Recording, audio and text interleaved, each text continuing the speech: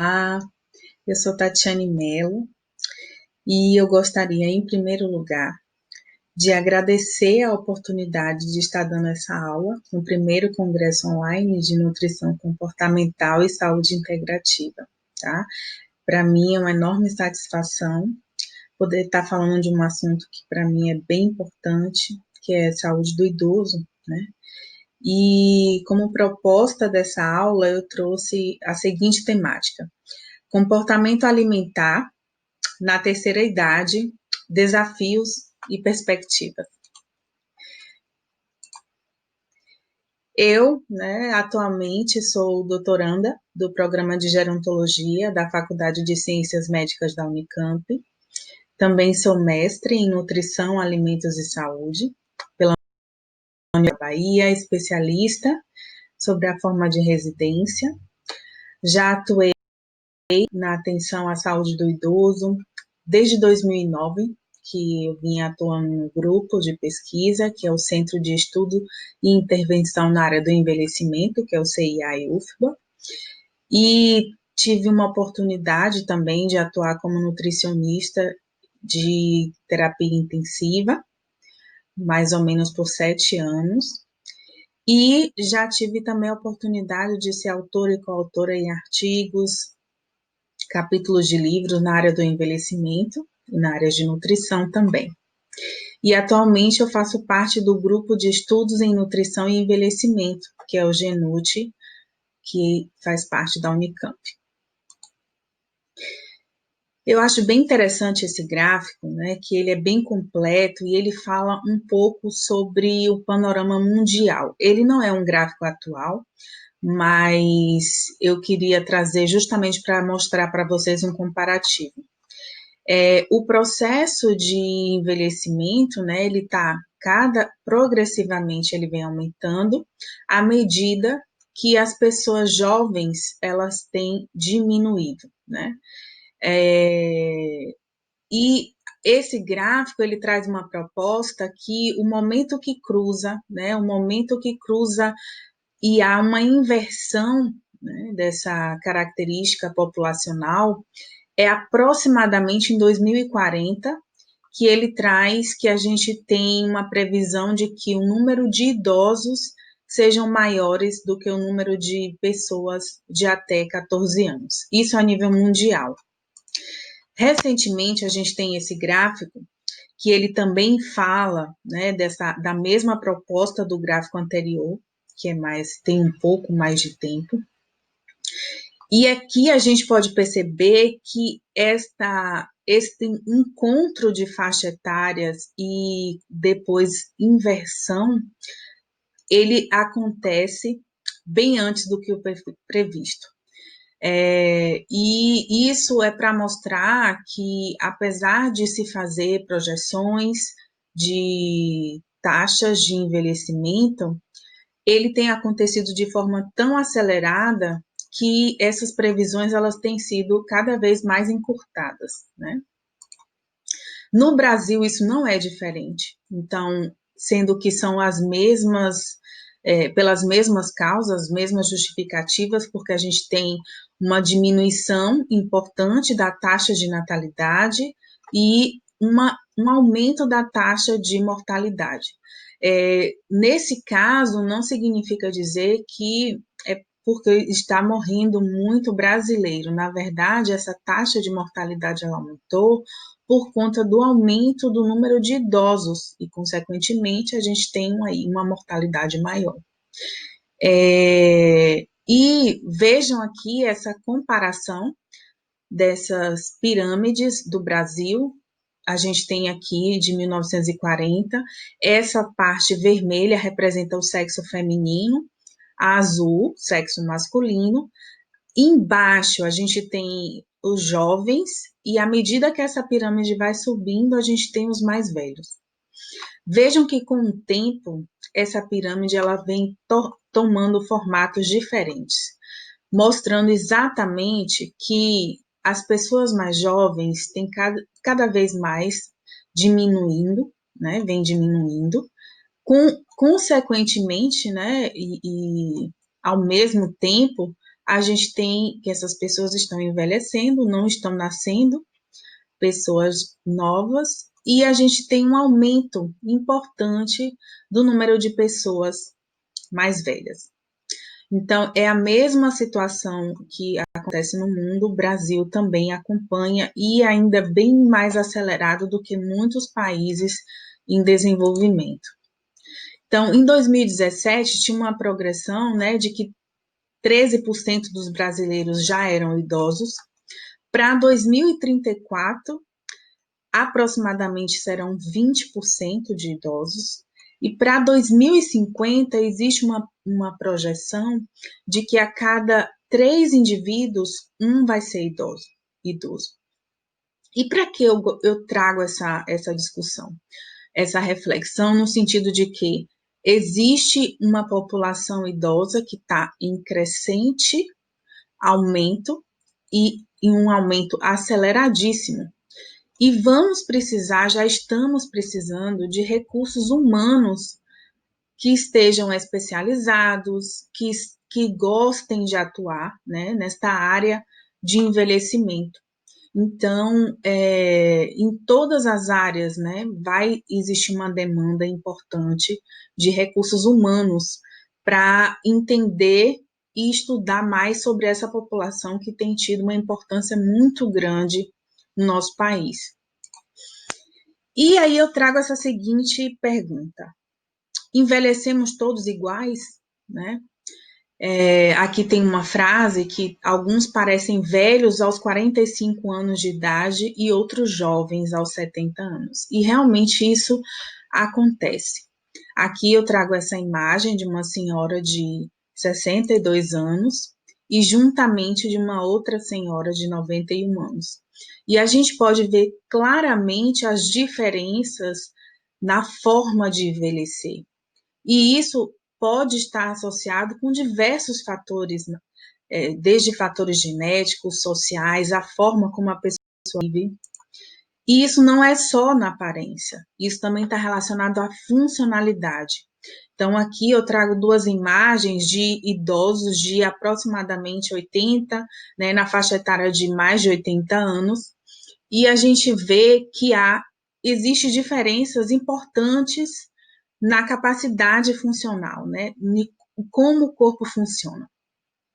E por que eu trouxe também essa reflexão? Para a gente entender a importância, né, de que existe um envelhecimento que ele é heterogêneo e a gente precisa estar atento a essas características. O que vai determinar a diferença da forma como envelhecemos são questões que a gente já conhece muito bem, que é, dentre várias questões, o estilo de vida está incluído nele.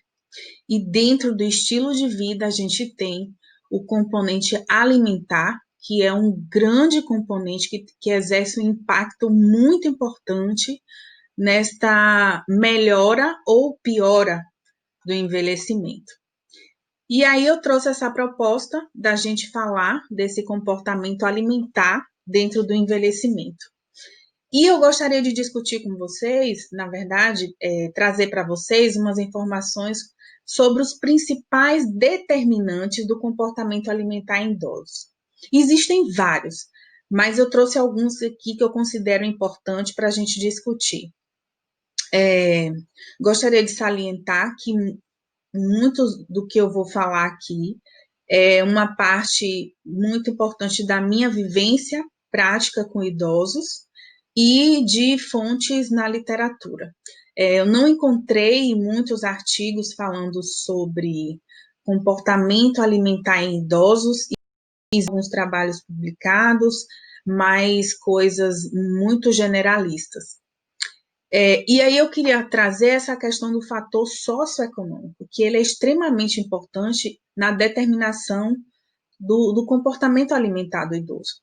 A gente sabe que o país, né, sofre com um processo de desigualdade social que é extremamente importante, e isso vai determinar que tipo de alimento esse idoso vai ter acesso, né? E a gente sabe também que os alimentos industrializados, né, de baixo peso e teor nutricional, eles estão cada vez mais facilmente acessíveis, né, financeiramente falando, enquanto os alimentos que são intitulados pela indústria como alimentos saudáveis, eles estão cada vez mais em ascensão e isso naturalmente vai gerar uma seleção, né? Então a gente vai ter um público idoso que vai ter acesso a um determinados tipos de alimento, enquanto outros não, né? E tem um fator social também que é extremamente importante, que pode, com certeza, e os autores que estudam essa parte de comportamento, eles trazem que o fator social, ele impacta muito no comportamento alimentar deste idoso. Então, dentre os fatores sociais, que são vários, eu trago aqui aumento social, né? Que é muito comum a gente ter o idoso que vive sozinho, né? Claro que a gente tem diversas condições de isolamento social e diversas formas de aproveitamento desse isolamento social, isso vai depender do que esse idoso tem de reserva emocional, da sua história, da sua cultura, mas isso traz um impacto importante na alimentação, porque o isolamento social no idoso ele tem um impacto muito grande no sentido de perder o apetite, né? É o processo de inapetência de causa emocional. Então, essa perda de apetite, isso vai gerar, consequentemente, mudança no comportamento alimentar desse idoso e que nós, enquanto profissionais de saúde, devemos estar atentos, porque isso a longo prazo vai gerar um quadro de pode gerar, né, um quadro de desnutrição importante que a gente vai falar um pouquinho também, rapidamente. Falando de fatores psicológicos, que também são considerados extremamente importantes, né, nessa mudança do comportamento alimentar do idoso, a gente tem em destaque a viuvez, né? Perdas de entes queridos geram um impacto emocional muito grande no idoso, e isso é muito comum. E normalmente a maioria desses idosos que ficam viúvos passam a morar sozinhos. Os que possuem filhos, às vezes os filhos já se mudaram, já se casaram ou moram sozinhos. Então, esse idoso, às vezes, ele passa a morar sozinho. Muitas vezes ele alimenta uma sensação, e ele tem esse relato, essa sensação de abandono, que consequentemente pode levar a um quadro de depressão. Por outro lado, né, além dessa questão emocional de perdas, né, de entes queridos, a gente tem uma das perdas também que acontece no processo de envelhecimento, que é a perda de autonomia, né? Essa perda de autonomia, quando esse indivíduo ele se vê sem poder tomar as decisões que antes ele tomava, sem conseguir realizar, né, as coisas como ele realizava. Isso gera uma frustração e muitas vezes gera um processo que a gente chama de dependência, né? E dentro da psicologia do envelhecimento, a gente tem uma determinação que a gente fala que é uma dependência, muitas vezes uma dependência aprendida, que o idoso, ele literalmente aprende a depender da pessoa. E muitas vezes isso acontece porque o familiar, o cuidador, muitas vezes não tem paciência ou não consegue disponibilizar o tempo necessário, por exemplo, para esperar que o idoso consiga realizar sua alimentação sozinho. Então, muitas vezes, isso dando um exemplo, se a pessoa não pode esperar o tempo que o idoso tem para comer sozinho, porque às vezes demora, a depender do grau de perda, né? E a pessoa passa a oferecer alimentação para que isso aconteça mais rapidamente. Se a gente pensar, por exemplo, em instituições de longa permanência, né? Lar de idosos, que às vezes a gente tem cuidadores que precisam se dividir para poder cuidar de vários idosos. Então, às vezes ele quer adiantar esse tempo e ele oferece a alimentação, porque ele oferecendo, ele vai comer mais rápido. Só que isso, com o tempo, gera um processo de dependência, da mesma forma que, às vezes, não espera o idoso se vestir, porque ele se veste mais lentamente, então a pessoa vai vestir o idoso para poder isso acontecer de forma mais rápida, e ele vai perdendo essas capacidades. Isso gera um processo de dependência. Muitas vezes o idoso ele tem essa noção, né? Muitas vezes ele não tem, mas quando ele tem essa noção dessa dependência, né? As perdas de papéis sociais. Então, aquela pessoa que era o chefe da família, aquela pessoa que era o patriarca ou a matriarca da família, e ela se vê numa condição inversa, né? E muitas vezes não aceita o cuidado, também gera um quadro de depressão. Quadros de tristeza e idosos, quadros de depressão em idosos é muito associado com desenvolvimento de desnutrição. E quando eu falo em desnutrição, eu estou falando não só apenas da pessoa caquética, né, totalmente consumida as reservas corporais, mas eu falo também de desnutrição a nível de deficiência de micronutrientes. Então, pensando nessa desnutrição, que agora ela não vem mais sozinha, então a gente vê que a desnutrição no idoso, ela sempre acompanha esses outros dois processos que tem se falado muito hoje na literatura, que é o processo de sarcopenia, que a gente fala, é definido como a perda da funcionalidade muscular, perda da força muscular, e também um processo de fragilidade que já perpassa essa questão da perda de massa muscular, né? Ela já traz outros questionamentos, como, por exemplo, exaustão, né?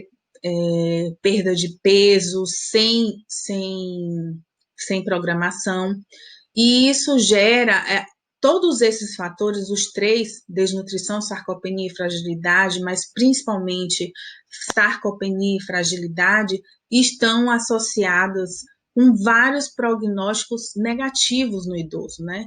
Então, maior chance de morte, maior chance de incapacidade, de ficar restrito ao leito, e isso não é uma coisa desejada, né?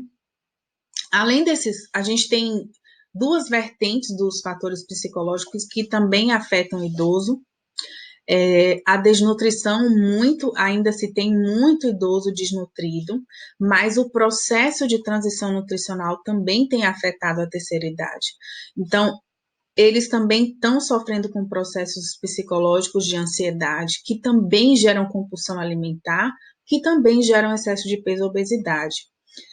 Só que a gente sabe que as complicações da obesidade no idoso, ela acaba se tornando um pouco mais complexa do que numa pessoa jovem, né, que tem boa mobilidade, porque ela traz junto uma série de outros problemas, doenças crônicas não transmissíveis, que quando se juntam, deterioram cada vez mais a qualidade de vida do idoso.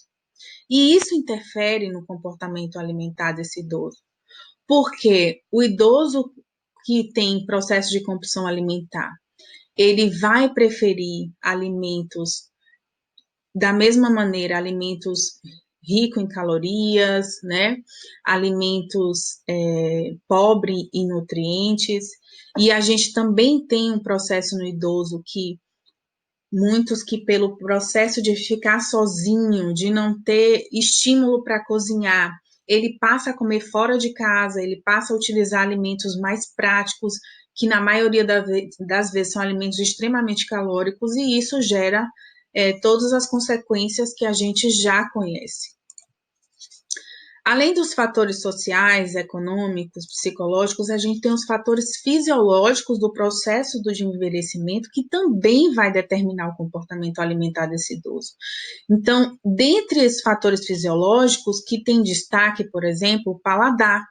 O idoso tem uma alteração de paladar importante, que isso pode ser explicado pela atrofia de papilas gustativas, né, alteração do fluxo da saliva. Então, a gente tem, por exemplo, diminuição da sensibilidade aos gostos, principalmente doce e salgado. E isso é importante ser observado, porque na maioria das vezes esses idosos eles vão passar a adicionar mais sal, adicionar mais açúcar, devido à perda da sensibilidade desse sabor. Então, isso tem uma consequência importante, que aí a gente tem as doenças crônicas não transmissíveis, né? E, além disso, por exemplo, tem na literatura existe na verdade, enquanto alguns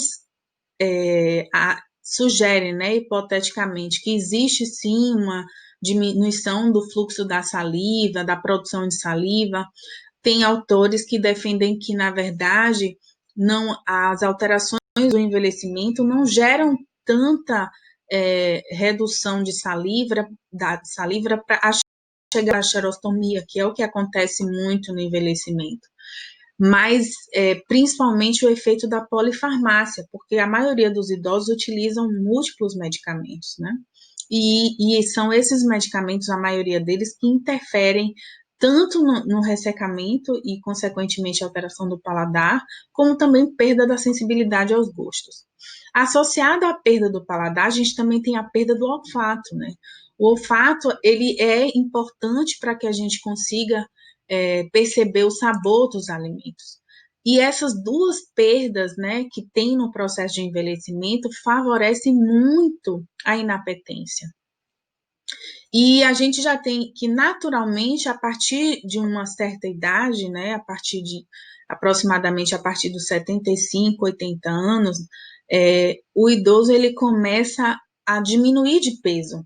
É um processo natural do envelhecimento, desse processo de deterioração da massa corpórea.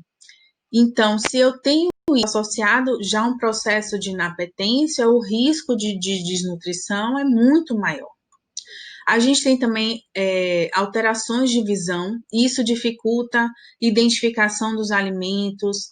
Há alterações do tato também importante, que muitas vezes os idosos perdem perdem essa sensibilidade do tato. Isso dificulta a manipulação dos alimentos, isso prejudica a capacidade dele de fazer sua própria refeição. E é importante que o profissional identifique essas questões para que ele possa propor mudanças que sejam compatíveis à realidade desse idoso. Em relação aos fatores fisiológicos, continuando, a gente tem alterações gástricas extremamente importantes que alteram a alimentação desse idoso. Por exemplo, a atrofia da mucosa gástrica, que é uma das alterações importantes, normalmente gera hipocloridria. Alguns autores chamam de acloridria, mas na verdade não existe parada total de produção, existe uma redução da produção do ácido clorídrico. E isso gera complicações importantes, porque temos vários minerais que precisam ser ionizados em pH ácido para que sejam absorvidos, por exemplo, cálcio, ferro. E aí a gente tem complicações, né, na absorção desses nutrientes, na biodisponibilidade desses nutrientes. A vitamina B12, que é uma vitamina que precisa do fator intrínseco, e ele é também diminuído nesse processo de envelhecimento. Então, atenta também a esses processos, porque isso vão gerar mudanças do comportamento alimentar, e isso também pode influenciar as sugestões de modificação do comportamento alimentar, né, na conduta do profissional. Tem também alterações de deglutição, que são extremamente importantes no idoso. Muitos idosos com processo de envelhecimento, né, a partir quando ele vai se tornando mais velho, a partir dos 85 anos, né, que a gente chama já os longevos, 80, 85 anos, o músculo ele vai perdendo essa capacidade de deglutição, ela fica alterada. A gente tem uma disfunção desse esôfago e muitos desenvolvem disfagia. Disfagia líquidos, e aí a gente começa a ter tosses, engasgos, e muitos não percebem, né? E aí o idoso começa a fazer microaspirações, sem muitas vezes o cuidador que não tem conhecimento, que não tem tato, pode não perceber. E é importante a gente estar atento. Muitos idosos se queixam da dificuldade de deglutir alimentos secos, né? Eles reclamam disso e sempre sentem necessidade de adicionar líquidos durante as refeições para facilitar esse processo de deglutição. E é importante que o profissional entenda e para que ele não rotule e nem julgue esse comportamento do idoso, né? Então, é uma coisa que é específica e característica do processo de envelhecimento. E o grande perigo da disfagia, que é o risco de complicações de pneumonia, acontece com muita frequência, idosos que desenvolvem disfagia e só é diagnosticado quando o quadro já evolui para pneumonia. Então, é importante estar atenta, sim, a essas alterações, porque isso pode mudar. Porque o idoso, ele passa, por exemplo, num processo de tosse, engasgo, ele começa a diminuir o consumo de líquidos para evitar, né, esses episódios de engasgos. Ou ele pode simplesmente modificar a sua alimentação de forma aleatória para poder tentar se adaptar a essa alteração do corpo. Outra alteração fisiológica que é importante é a mastigação. O processo de envelhecimento acontece muito perda dentária, né, por inúmeros fatores, e muitos utilizam prótese, né? Nem todos têm condição financeira, né? A maioria da população de fazer implante, que seria uma coisa mais segura para a ingestão de alimentos mais duros, e muitas vezes o uso da prótese, ela não é bem adaptada e é preciso investigar isso, porque os idosos que possuem dificuldade de mastigação, eles vão deixar de consumir alimentos que são importantes para a saúde. Então, muitos idosos com deficiência de mastigação, eles passam a ingerir menos proteína, eles passam a ingerir menos fontes de fibra, e isso, consequentemente, leva a prejuízos, né, importantes. E deficiências de micronutrientes também por conta disso, mas principalmente deficiência de proteína. E essa redução de fibra também pode impactar no funcionamento intestinal. Desafios temos muito, né, em relação ao comportamento do idoso. Mas para mudar o comportamento alimentar do idoso, é possível. Assim como é possível modificar o comportamento alimentar de pessoas mais jovens. Só que o que motiva, né, o que vai fazer o idoso mudar o seu comportamento alimentar é um pouco diferente, né, da população de outras faixas etárias. Então, é importante, por exemplo, que haja uma abordagem empática, que é essa coisa do profissional entender essas alterações do envelhecimento, entender o processo de perda que é para esse idoso, para que ele se sinta acolhido, né? E principalmente estimular o autocuidado. A maioria dos idosos, né, pelo menos desta geração de idosos atual, eles não aprenderam muitos não aprenderam o autocuidado. Eles aprenderam a cuidar do outro.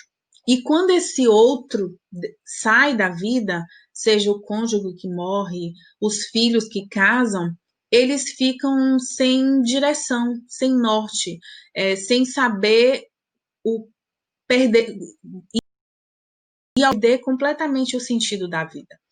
E uma pessoa assim é difícil modificar, né? Você conseguir modificar, porque é preciso que as pessoas entendam que esse desejo de morrer, essa sensação de eu já estou perto do fim da vida, falas como essas não são normais. Isso não é normal porque é idoso, porque já da vida. Não, não existe idade para a pessoa chegar e dizer, pronto, já vivi o suficiente, agora eu já posso morrer. E começar a agir de forma para que isso aconteça. Então, descuidar da alimentação, descuidar do corpo, né? Mesmo tendo acesso aos profissionais. Então, é importante que o profissional que vá atender o idoso, que cuide do idoso, ele aprenda a identificar esses fatores para ajudar esse paciente, né, esse idoso, a ressignificar esse processo, para aprender o autocuidado. E, claro, para isso é necessário incluir outros profissionais, né? O nutricionista sozinho, ele não dá conta disso, não é possível que o nutricionista sozinho, ele consiga, nesses casos, né, que a gente tem alterações emocionais, assim, importantes, é necessário, sim, que a gente chame outros profissionais, encaminhe outros profissionais para ajudar nesse processo. Outra coisa que é extremamente importante para a mudança do idoso, mas eu acredito que não só do idoso, eu acho que de qualquer faixa etária, é a plausibilidade, é o motivo, por que ele tem que mudar o comportamento. Então, o idoso, ele precisa entender, né? Aquela coisa de que não pode, porque não pode, na verdade, acho que não funciona mais para nenhuma faixa etária, mas o idoso, ele até escuta, ele possivelmente ele não vai discutir, porque idoso tende a respeitar, né, o profissional de saúde, mas ele não vai colocar em prática. A gente não consegue acessar para poder ajudar nessa mudança do comportamento. Então, é necessário que a gente oriente esse idoso, que a gente ajude ele a encontrar um motivo de fato real que justifique essa mudança de comportamento. Porque os hábitos alimentares que o idoso adquire são coisas que estão associadas com família, né?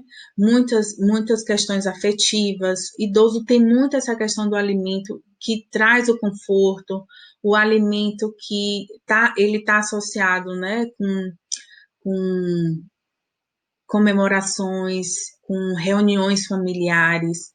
E os idosos, eles sempre, muitas vezes, eles são os motivos para que essas reuniões aconteçam. Então, para que a ceia de Natal seja na casa da minha avó, que está viva, e todo mundo se reúne em torno disso.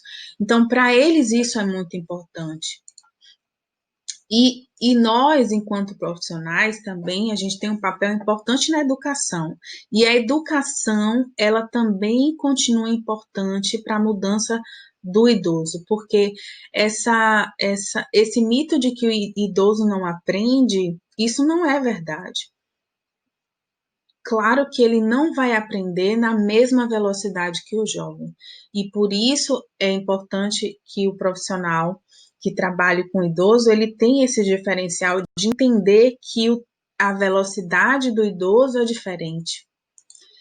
E esse processo de educação, principalmente a de autonomia e autoeficácia, muitos idosos têm medo de mudar porque eles têm medo do fracasso, eles têm medo do ridículo, de se sentir ridicularizado frente a um profissional que deu para ele uma missão e ele não conseguiu cumprir. Que muitos se sentem assim, eles relatam assim, porque muitos que se comprometem com o processo de saúde, eles vão fazer o possível e para poder atingir aquela meta que ele se propôs a atingir.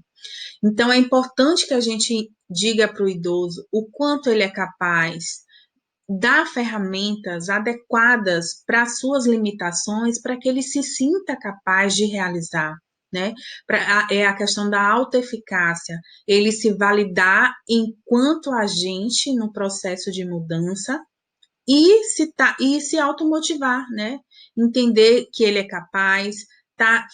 Reforço positivo é extremamente importante, que é uma coisa que as pessoas que estudam envelhecimento falam.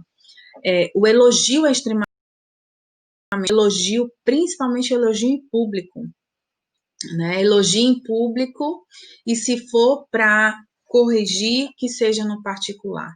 Mas mesmo na correção, antes de iniciar a correção, tem que ser feito o elogio. Então, é assim que eles conseguem receber bem esse processo. E é importante o cuidado às promessas. E eu falo em relação ao que vai prometer que esse paciente vai conseguir cumprir. As suas metas têm que ser metas possíveis.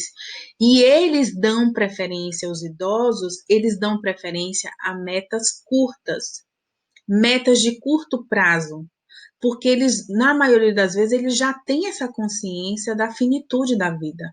Então, eles preferem metas de curto prazo, metas que sejam possíveis, que eles acreditam, por serem de curto prazo, que eles vão conseguir cumprir. Né? Então, é importante a gente ter cuidado com o que a gente promete para esse idoso, né? Que ele vai conseguir atingir. Né? E dentre como eu falei, a plausibilidade, né, a motivação é um dos fatores de mais destaque. Quando os autores trazem sobre o que pode ajudar o idoso a mudar o comportamento alimentar, eles falam dessa questão da motivação e da positividade. Pessoas que são motivadas, né, que têm um motivo e têm clareza desse motivo, que vai fazer com que ela mude esse comportamento e efetivamente continuar e atingir o resultado, são as mesmas pessoas que acreditam que conseguem fazer isso, né? Então, essa questão da positividade está muito presente nessas pessoas. E quando eu falo de motivação, está muito além da estética, né? O idoso, claro, tem muito essa questão da estética no envelhecimento também. As pessoas idosas, elas também estão preocupadas com a imagem, mas não é o mais importante. Então, essa não é uma motivação que atrai o idoso. Porque eu acho interessante essa imagem, né? É importante ter um brilho no seu enrugamento. Na verdade, o que vai motivar o idoso, eu trouxe aqui algumas coisas que motivam o idoso, por exemplo, uma delas é a reserva cognitiva. Quando a gente fala da reserva cognitiva no idoso, a gente está falando de memória, a gente está falando de atenção, a gente está falando de raciocínio, concentração, e eles prezam por manter isso. É uma das coisas que o idoso mais preza, é a capacidade dele manter a sua memória, dele ter condição de tomar suas decisões, dele ter condição de raciocinar, de exercer uma atividade, de aprender coisas novas. Então, a reserva cognitiva ela é muito importante no processo de envelhecimento. E já é comprovado que o quanto a nutrição ela tem um papel fundamental nesse aspecto, porque o que vai manter essa reserva cognitiva, que vai ajudar com que essa reserva cognitiva ela seja grande, né? São fatores, além dos fatores genéticos, a gente tem um estilo de vida que é muito importante, tem um impacto muito grande e tem a alimentação. Outro motivo que também é extremamente valorizado no envelhecimento é a capacidade funcional. O idoso, ele quer continuar independente, ele quer poder realizar suas tarefas sem precisar de pessoas de pessoas para fazer isso com eles ou para eles. Eles querem continuar realizando suas atividades. Então, a capacidade funcional é uma motivação extremamente importante, né? E a gente sabe que a capacidade funcional ela está muito relacionada com a reserva muscular desse idoso. E a gente sabe o quanto a nutrição atua de forma importante nesse processo. Então, existe uma grande motivação nesse processo. E a gente tem o futuro, né? O que a gente tem no futuro? A gente tem uma classe, né? Tanto que eu trago como terceira comportamento na terceira idade, mas agora já se fala de quarta idade, né? Com o processo de envelhecimento evoluindo, a gente fala de quarta idade e fala agora de um novo grupo que tem surgido no envelhecimento, que são os super aged, que são pessoas acima de 80, 85 anos, que estão completamente saudáveis, com uma saúde de pessoas com idade de 40 a 50 anos, extremamente ativas, e não só fisicamente, mas do ponto cognitivo, trabalhando, realizando atividades, com seus papéis sociais de provedores de família. Então, tem esse grupo novo que está surgindo e que a gente vai precisar também atuar nesse processo. Aqui, por exemplo, esse senhor de 85 anos, que já era aposentado, ele faz aula de dança, ele participa de excursões e está fazendo agora um curso para ser repórter, né? Então, depois dos 85 anos, ele está se reinventando, né? Tentando uma nova profissão. Essa senhora de 82 anos, que realiza várias atividades físicas e diz que o lema dela, né, tem como lema um antigo ditado no qual ela adaptou, que é mente vazia, oficina do Alzheimer. Só confirmando o que eu falei da questão cognitiva, como para eles é importante essa questão cognitiva. E são exatamente esse novo perfil de idoso que vai cada vez mais requisitar os profissionais de saúde para poder manter, né, manter essa qualidade de vida, que é extremamente importante. Eu trouxe essa capa da revista da Times, que traz o seguinte, que o bebê que vai viver aproximadamente até os 142 anos já nasceu. Então, a gente tem que se preparar, nós, enquanto profissionais da área de saúde, para esse futuro, né? Pessoas que vão viver por muito mais tempo, e a gente tem que pensar em como a gente quer que essas pessoas vivam, né? E nós, enquanto profissionais de saúde, temos um papel extremamente importante nesse processo. Aqui as referências, agradeço a todos que assistiram até aqui, eu espero que vocês tenham gostado, tenham aproveitado, que tenham tido reflexões a respeito. E para encerrar, eu gosto de encerrar com essa foto de uma paciente que eu tive, que com demência. A gente tirou a primeira foto, ela disse que estava rindo um pouco, e aí eu pedi, falei, então bota os dentes para fora, e ela botou realmente a chapa para fora. Então, mais uma vez, eu agradeço o convite, agradeço a oportunidade, e tá aqui o meu contato, caso vocês queiram entrar em contato comigo para tirar dúvidas, ideias, questionamentos, eu estou à disposição de vocês. Aproveito também para falar desse livro, do qual eu sou autora de 2 capítulos. Estamos na 4ª edição e ele acabou de ser lançado, que é um livro preparatório para residência em nutrição, que tem uma equipe bem bacana que participou desse livro. Muito obrigada.